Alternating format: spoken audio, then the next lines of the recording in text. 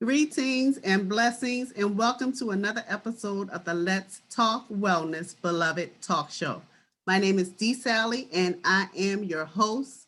And I'm excited to be back after a month or so hiatus for some personal self care. We are back. We are back, and we have a special guest on today. My guest who's joining me today is Mrs. May Golden. She is the owner of two businesses, not one, but two. Her, her first business is Curvy Girl Accessories, LLC, and also Golden Business Processes, where she basically, I believe, takes information and converts it into documents for those who documents or whatever source that individual may need to use for their business and to keep them on point and going and running smoothly. So welcome, Miss May Golden, to the Let's Talk Wellness Beloved Talk Show.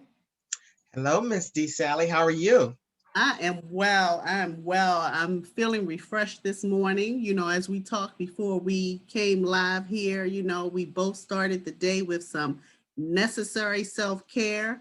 And Saturdays, every day of the week, but especially Saturdays, when you don't necessarily have to clock in to your job or clock into a particular task at all times, that's the perfect day to practice self care. So, welcome, welcome, welcome. How are you today?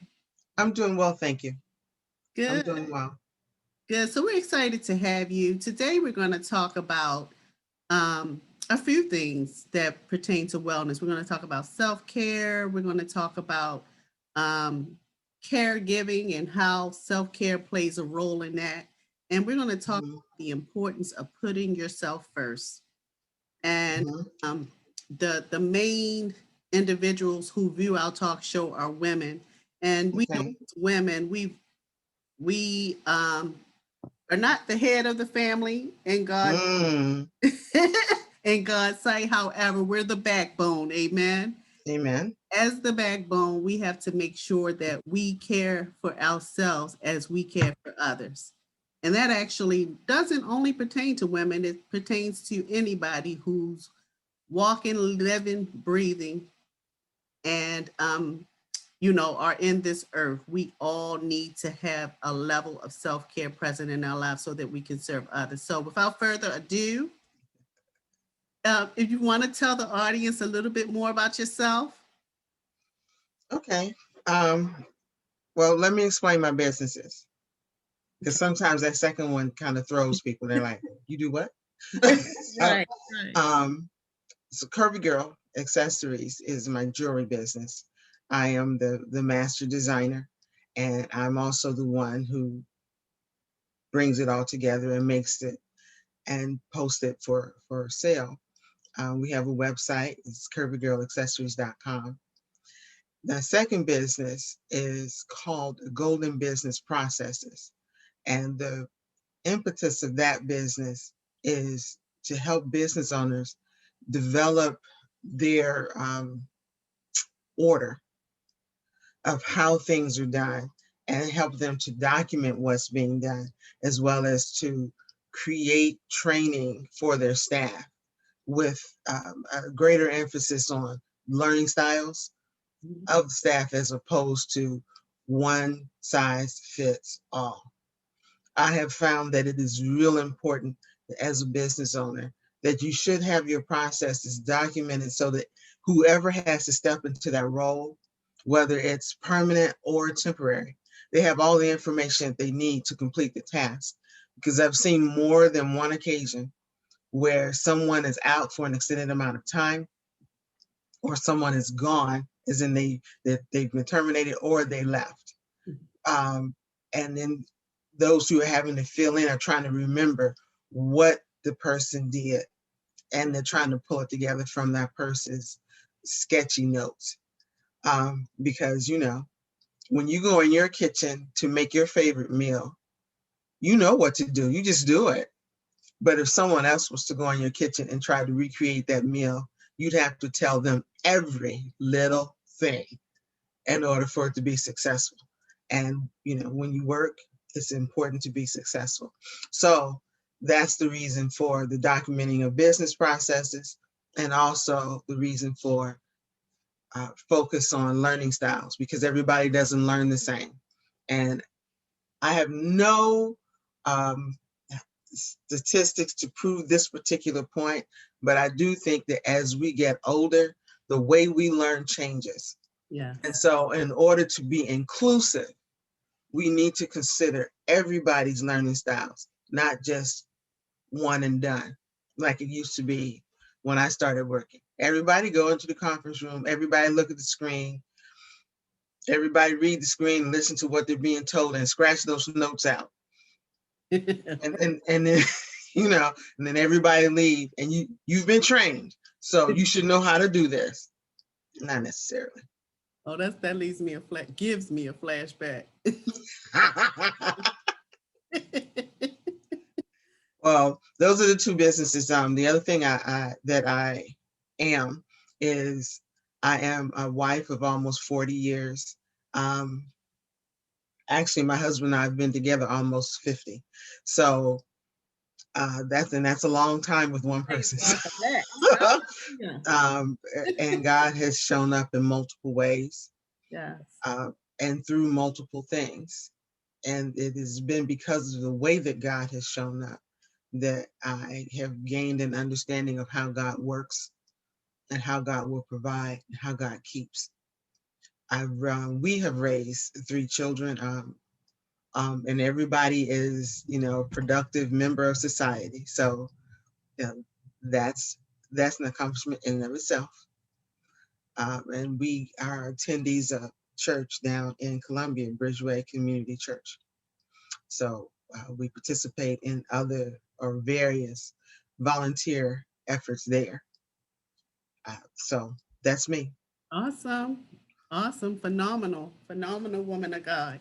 Thank you for sharing that level of detail. I would not have done that justice. So thank you. Thank you for sharing that level of detail. And that's awesome. I love what you do with your business. And I wholeheartedly agree and had to learn the hard way about that learning process, and I really see the connection that you mentioned in business, because as a business owner, you may put something out there based on the way you learn or the way you perceive it, but that's Mhm. not necessarily how the various members of the audience will receive it. So that was a good nugget for me. So thank you for sharing that. Oh, you're welcome. You're welcome.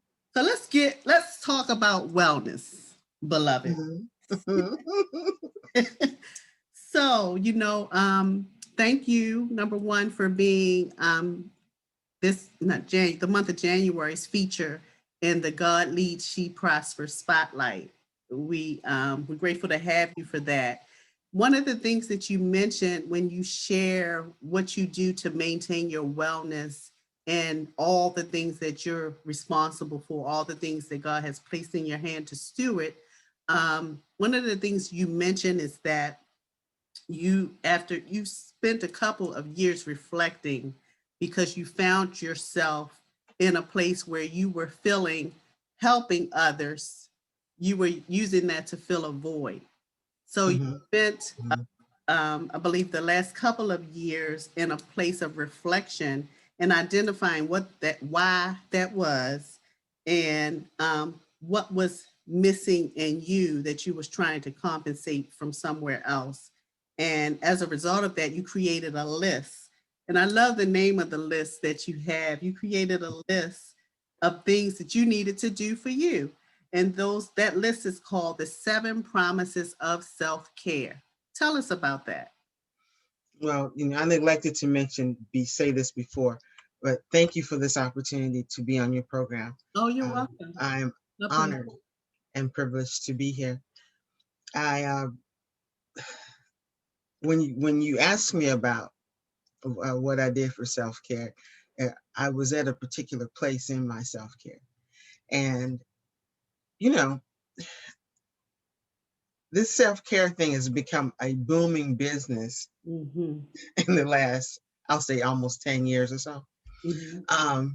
But until you get to a certain place in your own life, you don't really think of it as needing self-care, or basically self-care is prioritizing yourself. And you don't think in those terms. So I've had to experience some things in the last, I'll say almost 10 years, that have taken me on a journey where I needed to understand myself better. Because as I understood myself better, then I can make different and better decisions on how I treat myself as well as how I treat others, because that will be an outpouring of how I treat myself. There's, for instance, there's a reason why I believe the word says to love your neighbor as you love yourself. And because, I mean, if you look at some of the relationships, and especially some of those neighborly relationships, you can understand why some people are acting the way they do. So, you know, but because if asked point blank, people would say, yes, I love myself, you know. But I think when you start to do some internal work and start to ask some of those questions for the whys of what you do, you come to some conclusions, and some of them are scary, to be honest. Um, the one that you mentioned that I submitted to you, I thought that the way I cared for others was the right way to care for others. And by that, if you were in my circle and you were going through something, I was going through it with you. And I was trying to give you advice on how to deal with it and do it. I was, and I would get upset if you didn't follow my advice. And then Lord knows, don't ask me for my advice and then I follow it. Then now I got a real tune. I got a real tune, and for all of the effort that I put into it, some of it was altruistic, but what I found was that some of it wasn't. Um, and I think I also told you one of my self-care tools is to mind my business. Yeah, I wanted to talk about that. Woo, yeah. I had to learn that one. We'll get to that. um, but it was in for me in the depths of what I was going through. I realized that in order for me to survive this, I had to make some promises to myself. And and the point of the promise is to keep the promise. Yeah. Because it is real easy to make promises to other people and feel obligated to those people. But we don't often feel obligated to ourselves. Woo. And because we'll make excuses for why we can't do it for ourselves, but we dare not give that excuse to other people in order to save face and keep our positions with them and that sort of thing. Um, the I got to that point after realizing that what I thought was caring for some people was really trying to control. Mm. Because I'm the person that people can count on. That's the reputation that I have personally, purposefully built. Is if I say I'm going to do it, I'm going to do it. If I tell you I'm going to be there, I'm going to be there. If I say I've got it, I'm going to handle it. I've got it, and I'm going to handle it. And in so many instances, I step forth to do that without the person even asking, without them saying, I need you to do this. If I had the knowledge, I felt obligated to walk in the knowledge that I had, which means that I need to take the knowledge and do what I can to help you with that thing. And then, like I said, God forbid you don't take my advice. So whether it was solicited or not. This is valuable information here. What's wrong? you know, um, but I don't mean to cut you off, but let's back up a little bit and stay with that thought that you mentioned about.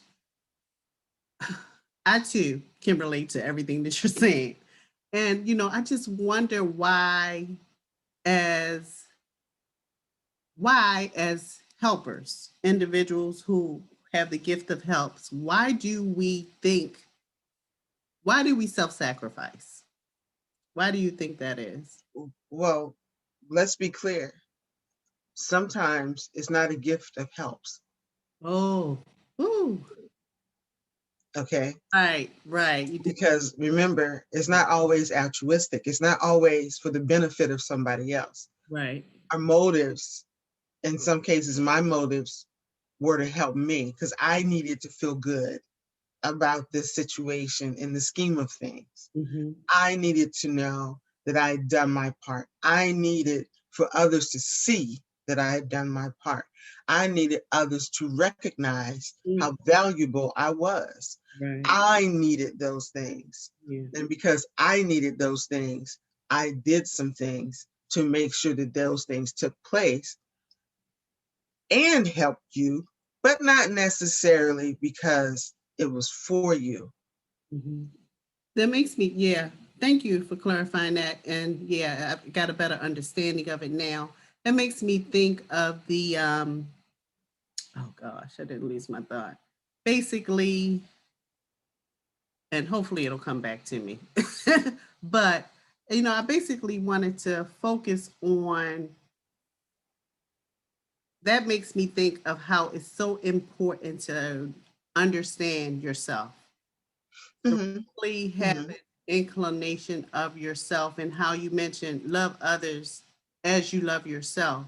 Mm-hmm. And without that foundation, it's so easy to think that we're offering love, think that we're offering help, thinking that we're offering guidance from a pure place, but in all reality, it's rooted in something else Mm-hmm. we may or may not understand. So I think it's a blessing. It's a true blessing for you to have come to that place where you understood that you were operating. And I always say, like, to fill a void, right? Because it feels like something's missing.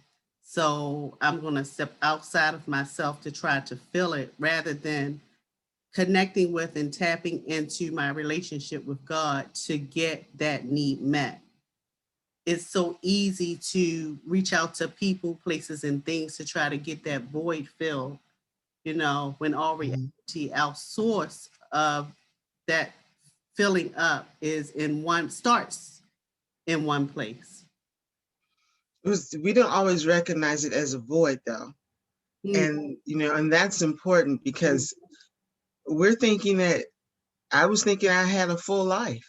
yeah, I was thinking that I was serving God the way that I should be serving God. I was thinking that I was serving people the way I should be serving people. Um, but one of the signs I think of there being something more or something else is when there's no joy with it. yes, yeah, There's no joy and there's no peace. Because when we walk in the purposes of God, that doesn't mean the situation is working well and everything is working out and everybody is singing kumbaya and we yeah, see the daisies and the tulips coming up on the side of the roads as we walk. It doesn't mean that that's the case. It does mean that there is an inner peace though. yes, It does mean that there's a joy about where you're at. You feel like, okay, I'm serving a purpose. The joy of the Lord really is my strength. mm-hmm. But see, if I'm waking up every morning pissed off, then the joy of the Lord has left the room. Okay. Really? In some cases, he's left the building. So, Helps. as well as I have double bolted and chained the door so he couldn't get back in. So, Because this is where it's supposed to be. you know, And I don't understand why things ain't working out. People ain't doing what I say. That's the thing. You know, Yes. I had an annual thing, and I didn't realize this until probably 2009, 2010, somewhere in there.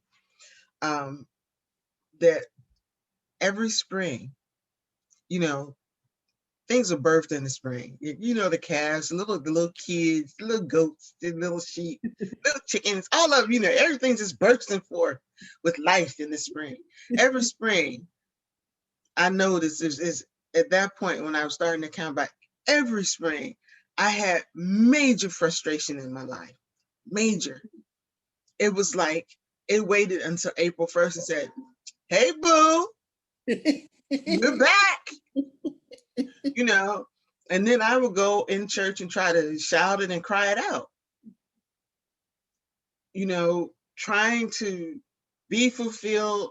And it would last for about 3 weeks or 4 weeks.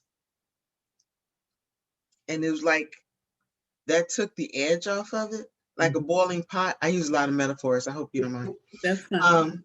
But you know how you have a pot that's boiling over? Every spring in April, my pot would start to boil over. And it would boil over for about 3 or 4 weeks. And then that fire would go down a little bit and it would start to come back down and it wouldn't boil over anymore until the next year around the same time. Wow. And I didn't understand what it was or why it was until like year 4. And I started to realize that there was something that spiritually I felt like I was missing something.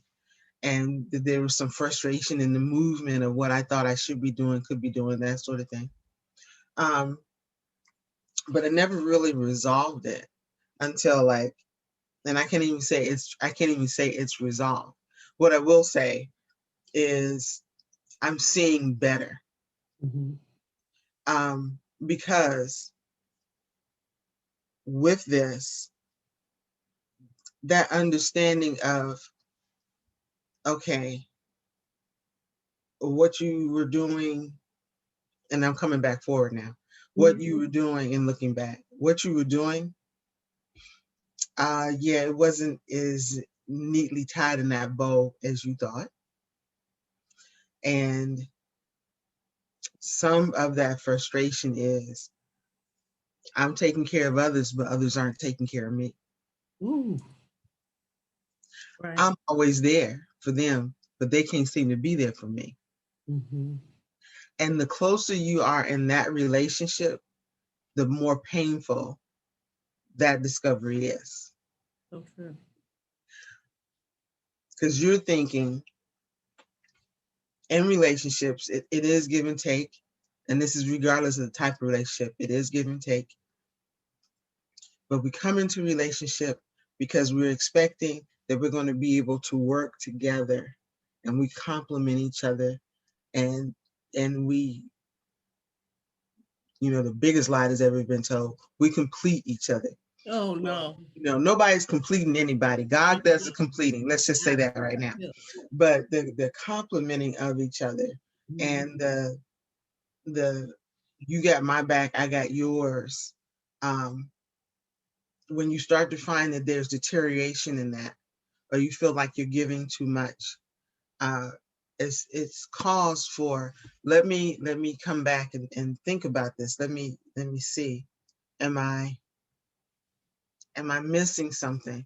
Because sometimes we're actually expecting others to fulfill something in us that only God can fulfill. Absolutely. And we are expecting them to fulfill that void that He created for Him.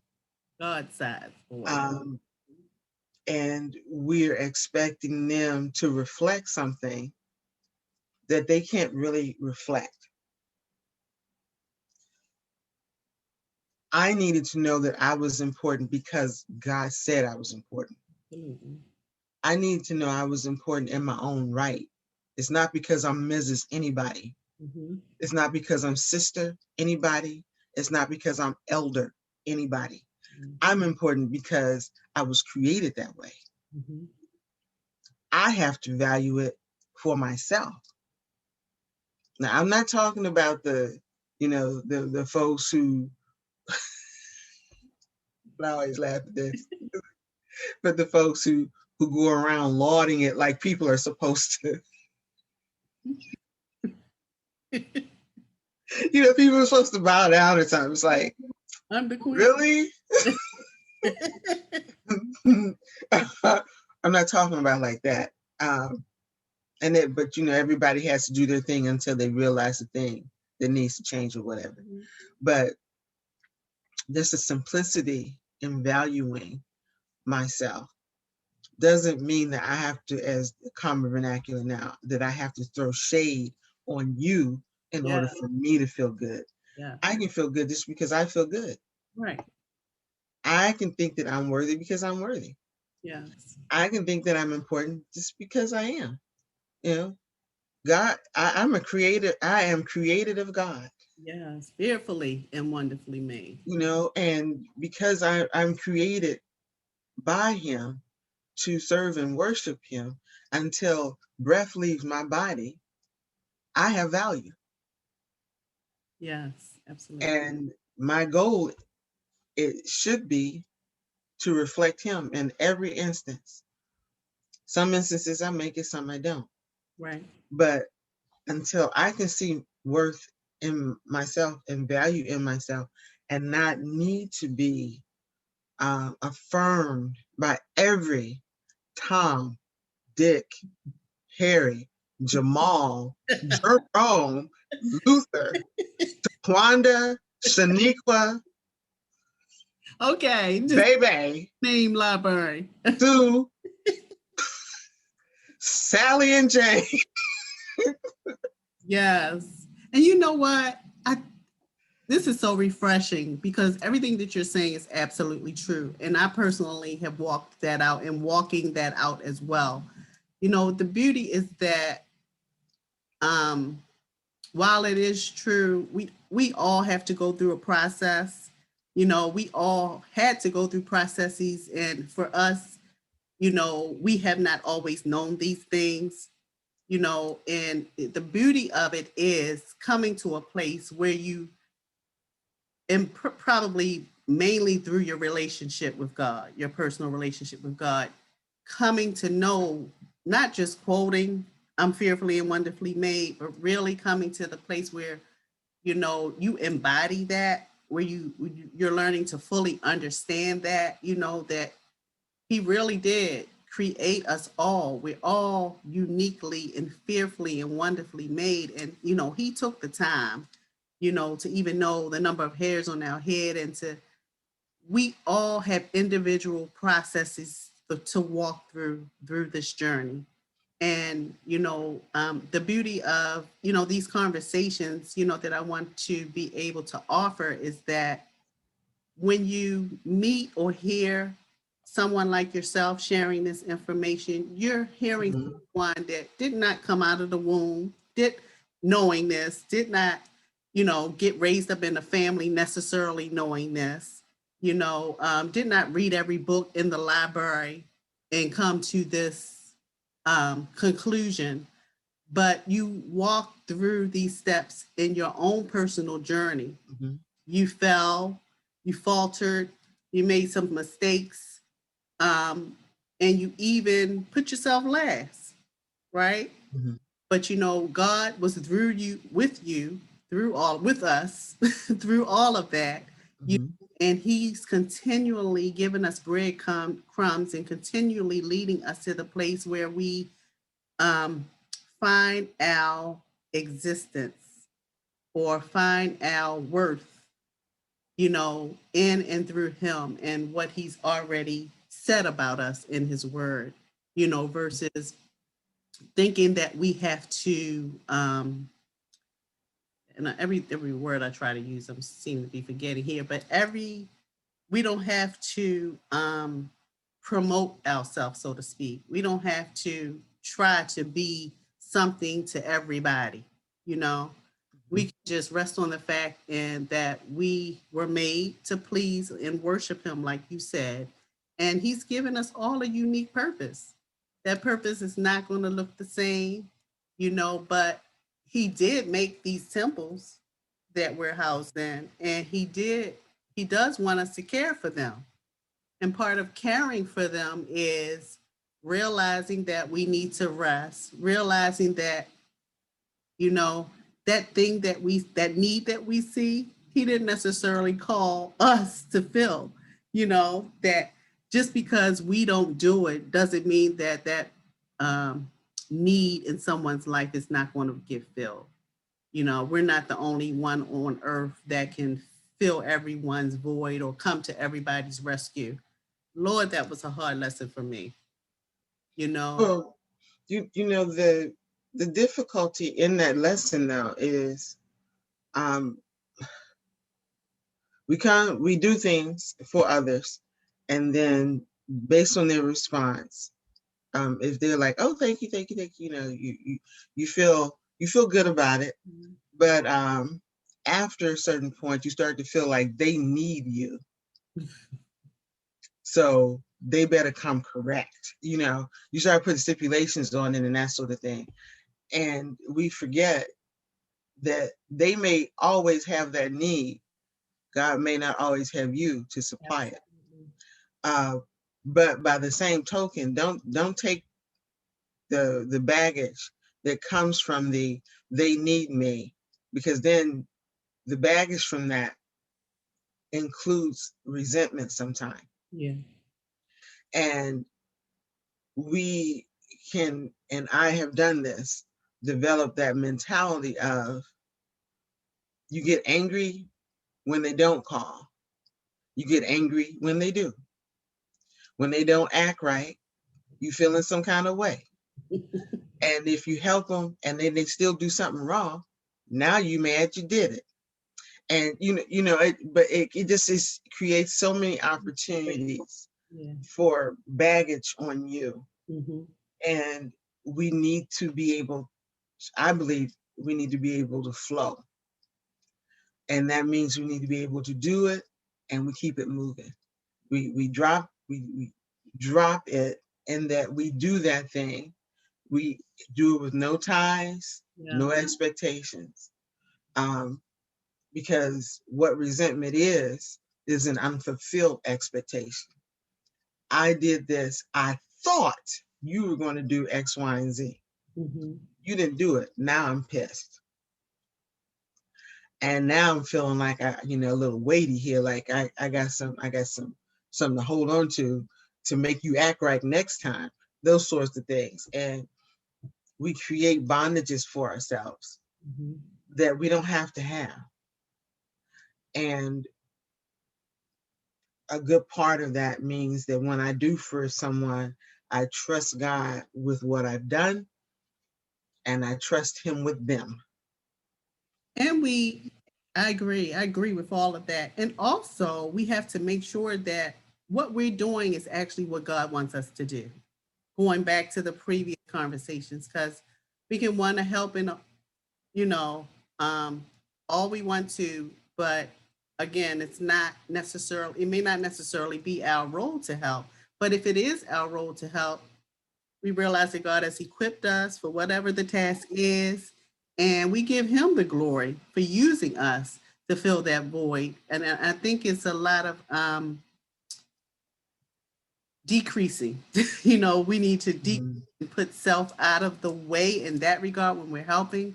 But when we're talking about self care, we also need to have that regular regimen of self care so that we're not looking to go out there when we're filled up, right? We're Mhm. looking to go out there and to get any cracks filled, any brokenness filled, because we're already done our personal work.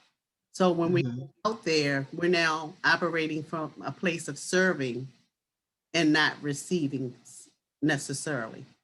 Mhm. So as a caregiver, I would think that all of this plays a role in that, and that when you're doing something for your loved one that you're caring for, you're doing it because God has positioned you in this person's life, for such a time as this. He knows the end before the beginning. He knows all of our journey. And I would almost go to say that he has already equipped you to carry out that task. But I would think that sometimes, resentment, like you mentioned, may come into play at times, if we don't have that level of awareness to catch it.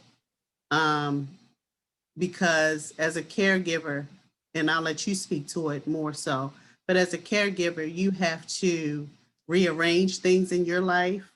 There may be some things in your life that you were, let's say something happened and you were working on this big project or going to the next level in your business, and something happened where you had to rearrange things because you're now filling this caregiver role. You have to make sure that you're at a place in your heart and wholeness where you're able to see that, okay, this is happening, but I have to have things in place to care for myself if I'm going to be able to care for this person without having any animosity in my heart.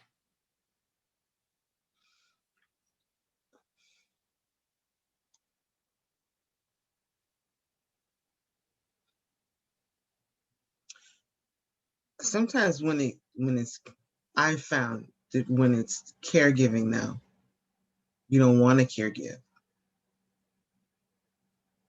Yeah. Um, you're tired Mm-hmm. and you feel like it's always you.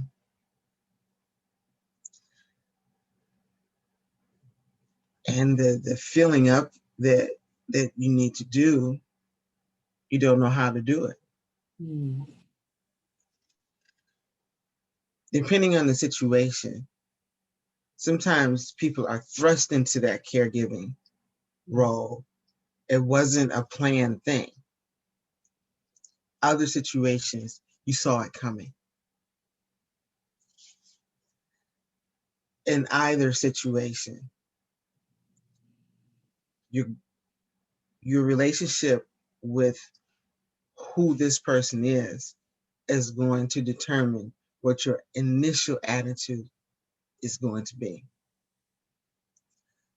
as well as I would say some personality traits. Because some people are just, when given a responsibility, they rise to the call. It doesn't matter how they feel, they just rise to the call because they're responsible. They feel Right. responsible, they just do. Um, but somewhere down that road, as you go down that road, you start to recognize some other things. And then these are the things that you begin to have to deal with, the feelings behind what you're doing or have to do, the placement. It's a different situation when you have multiple people Yeah. who are providing care versus it's being just you. It's a different situation when you have support. So, for instance, you provide the primary, but you have others you can call at points of need who can step in. So you don't always think about yourself and where you're at and all that kind of stuff. It's like the dust have to settle or something. Either the dust settles entirely or something major happens that pushes that button. You remember Staples used to have that button beginning of the school year. You push that big red button. That you have a situation that takes the hammer and hits that red button and puts it in your face. Um, Understanding how the roles work together. For instance, I took care of my mother the last few months of her life. I was in the early years of my marriage. I want to say we hadn't even been married 5 years. I had 3 children, Mm. set of twins in there. I got a call. Your dad says he needs some help. two of her children couldn't be there because work wouldn't allow them to. They were sole providers for their own households. Mm-hmm. I had siblings who were in the city, other siblings who were in the city, but were not in a place where they could, come in and do this. So I came 3,000 miles. Wow. I left my husband for 6 weeks to be home to take care of my mom. My mom was my heart. So, I'd have laid down for her. Mm-hmm. So giving in that respect, it was how much more you need. And this is the way it happened. I went. My in-laws provided funds for me to make that immediate travel because this wasn't you got 2 weeks to get home. So, not that it would have made a difference to us, budgetary wise. We didn't need 2 years to save up that kind of money. But I got the call. The Lord provided because money was already on its way to my house to pay for tickets for all four of us. Wow. My 3 children and myself. Um, when it was time, I was at the end of my time. I needed to go home. On that following Tuesday or Wednesday, that Monday night, I asked her. I said, do you want me to stay? Because I'll do it. I'll stay. It's my mom. And like I said, she was my heart. She said, no, go ahead and go home. You need to go back to your husband. And that next morning she passed. Mm-hmm. Taking care of her was no hardship for me. I enjoyed being able to serve her. Several years later, it's time to take care of my dad.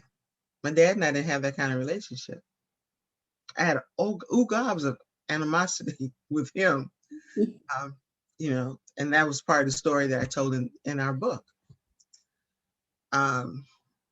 Graceful Seasons. Mm-hmm. Thank God for His grace. Got the call. He can't live by himself anymore. So, either he's going to go into a home or somebody has to take him. Well, there was no family members wanted to take him. And I was the youngest of his children. And I couldn't see him going in a home because culturally, we don't do homes. Don't do homes. So we may do homes now, but back then we don't do homes. We take care of our own. So my husband consented. My dad came to stay with us for the last 2 years of his life. And it was tumultuous. I didn't know anything about self-care. What I did know about was a Snickers bar. Ooh, now that's a whole nother conversation. And crabs and Pepsi. That's what I knew about. Right. My dad passed.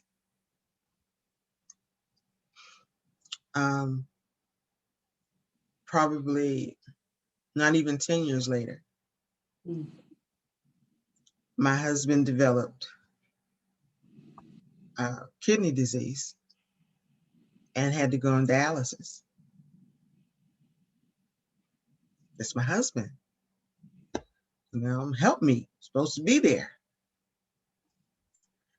And so I'm trying to learn how to do all these things, take care of stuff, because this is my husband. And, like I said, I'm the one that gets stuff done.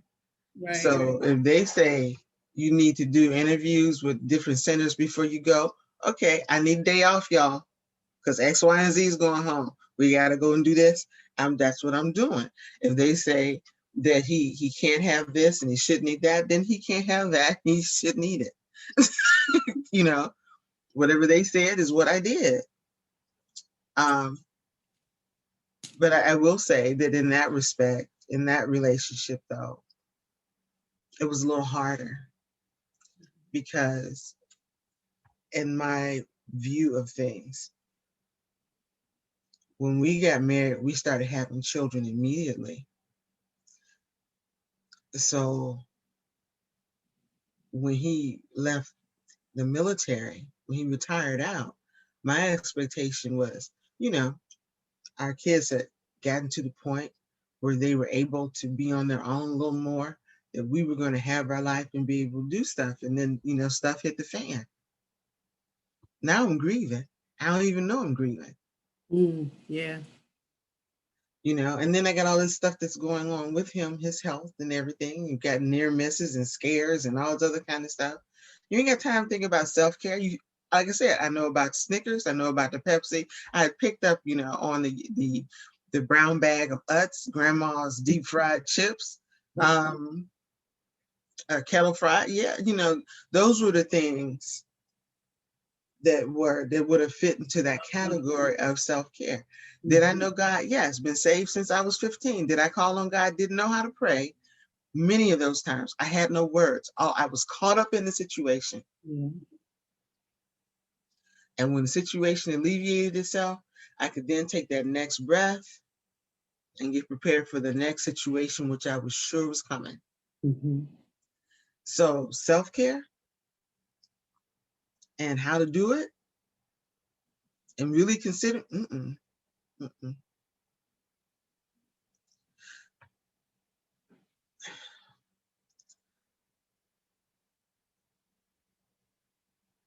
I felt like I was an extension, or no, not even that. I absorbed him, and I was trying to be his next breath, his next don't have to want for anything, anticipate the need, be the responsible one. I that was me.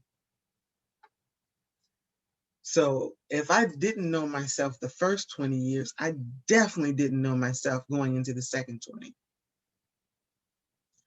I was trying to be what I thought I was supposed to be. Yeah.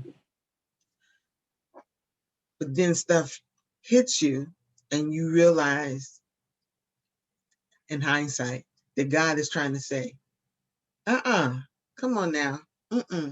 No, no, no. I got you. I got you. I've had you the whole time. I'm trying to have you in this way. If you let me. Right. Oh, just trying to understand that I was separate from him, and that the way that I was trying to hold him, God was holding both of us. So I could have relaxed my grip a long time ago.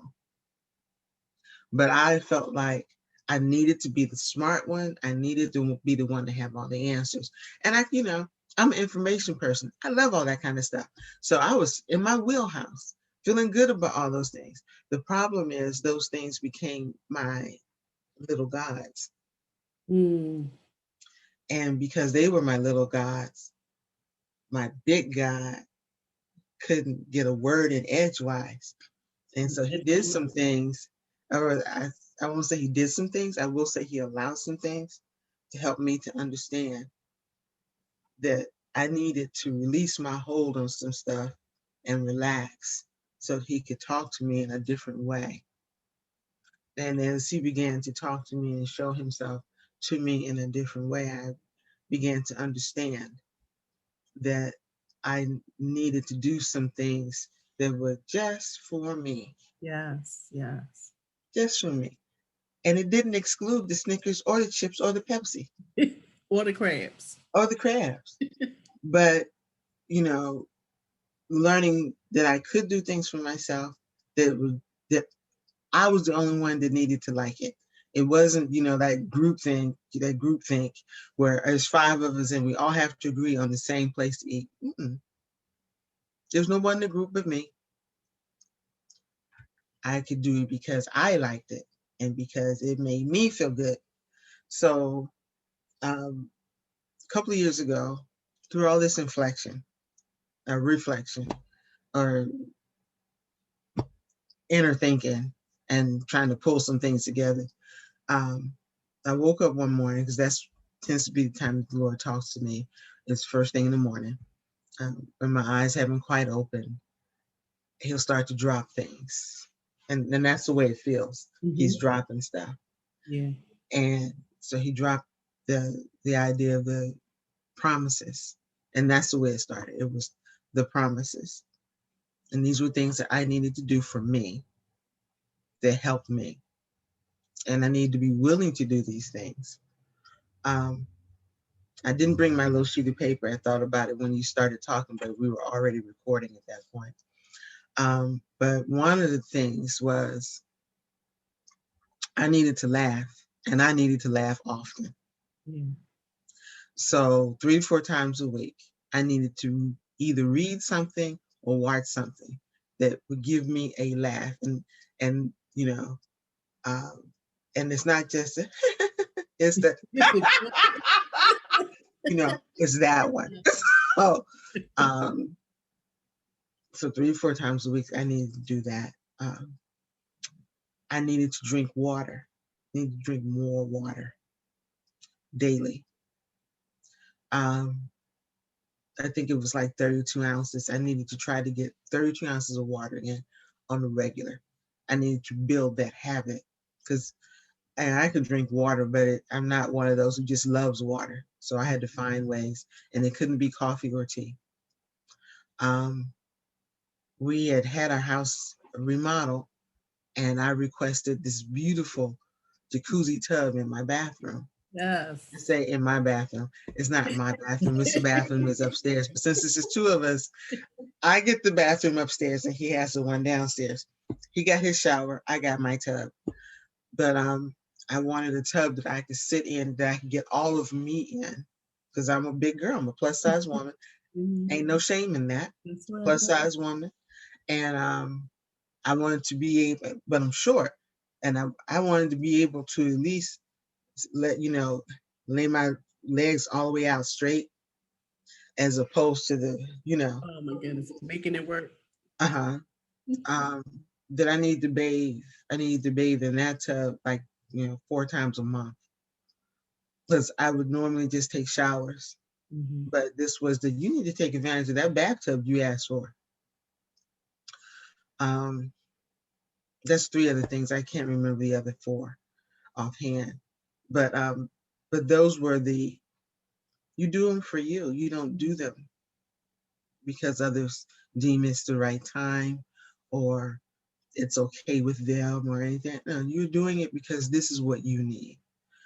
And most importantly, keep doing it because you need it. You promise yourself, keep the promise. Yeah. Don't punk out on your promises to yourself. I think that's a great reminder because it's so easy to get, you set the intention with creating that list. And if you don't keep it before you, if you don't make it a priority, it's so easy for it to fall by the wayside and get caught back up in everybody else's needs, the children's needs, the husband's needs, everybody needs, Mm-hmm. what your business needs. And in order for all of that to all that other stuff to flourish, you have to make yourself a priority. I love how you shared the journey, the journey of coming to this understanding, you know. But the blessing is that you came to that understanding that care was needed and that you needed to keep those promises to yourself. I could especially relate to because I had been a caregiver before my husband passing. I had been his caregiver for a year and that's nothing compared to the years you've been in the game, should I say? But after the fact, like you said, when you're in it, you're in it. Got to make this doctor's appointment.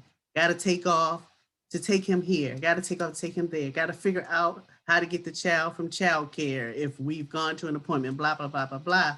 And it's like you're operating in under adrenaline as Mhm. you through the processes. But what I found as well is that once what for whatever reason that that need or level for care changes and you go to sit down or sit back, the body will tell the story or can tell the story. Your Mhm. body, your mind, the wholeness of you, your body, soul, and your spirit. You'll see where you begin to see, or I began to see where, wow, yes, I was doing all of this in my own strength. He was cared for, his needs were met, but my needs necessarily weren't met through that time. Mhm. And almost to a fault. And so, Mhm. the main reason I wanted to have this discussion with you is because, and I didn't even think about the fact that you had cared for your mother and cared for your father. And, I was only thinking caring for your husband, but wow, that's Mhm. a lot of years of being a caregiver to others and not necessarily being aware of the need to care for yourself. So praise God. Some people walk through that process and they don't make it to live a healthy life.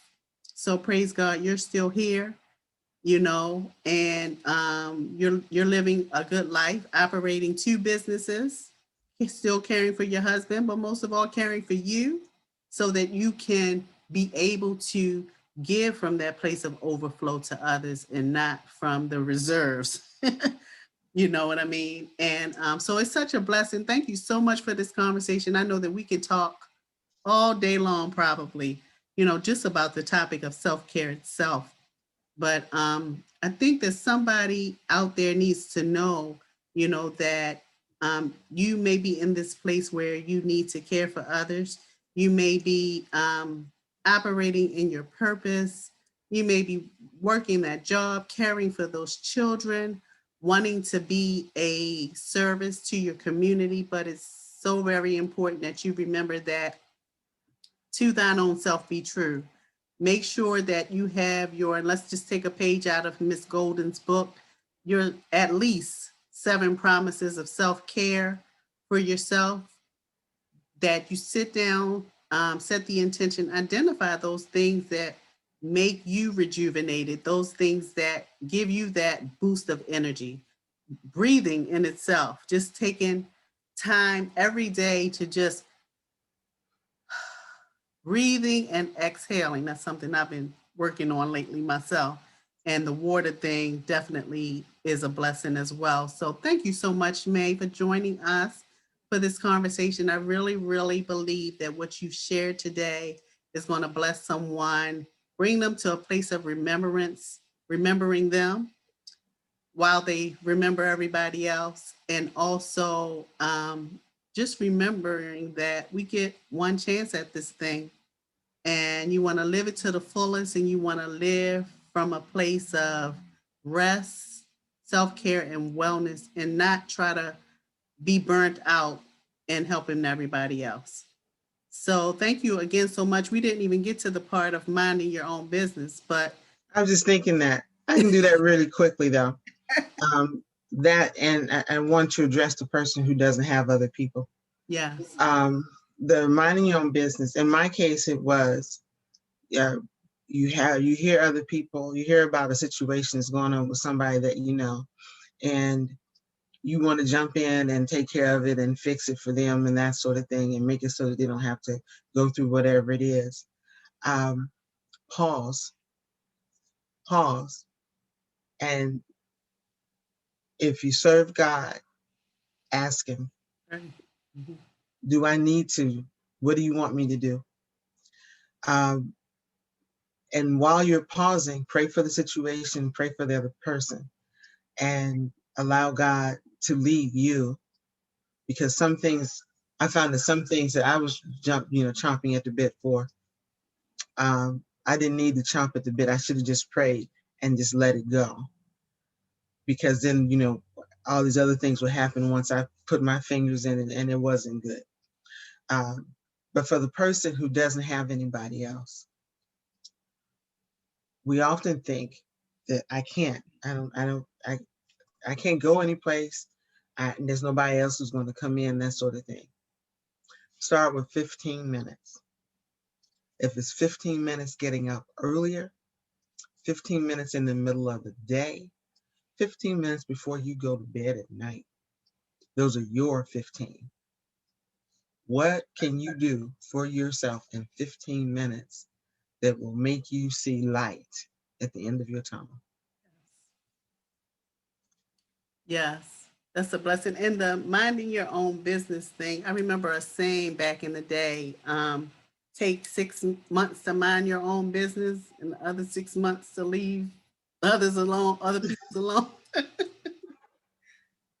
I was the queen, like you said, of I see that need. Oh my gosh, I have to fill it. And it's such a blessing when you finally come to unfortunately, after burnout, after frustration, and resentment and every other word you may have mentioned before, finally getting to the place where you realize that and I'll speak for myself, um, I getting over the savior syndrome is the basics of what I wanted to say.